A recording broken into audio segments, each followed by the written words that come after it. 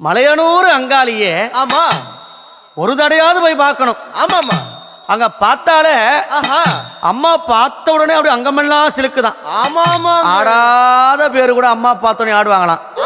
அப்படி இருக்கும்போது மலையனூர் போகணுங்க அத்தாலனா பார்க்கணுங்க. மலையனூர் போகணுங்க அத்தாலனா பார்க்கணுங்க. அத்தால பார்த்ததுமே மருள் வந்து ஆடுதுங்க. மலையனூர் கோவிலிலே மகிமை பாடுது. மலையனூர் கோவிலிலே மகிமை பாடுது. உடுக்க ஒலி கேட்டதுமே உலகம் ஆடுது. அம்மா உடுக்க ஒலி கேட்டதுமே உலகம் ஆடுது.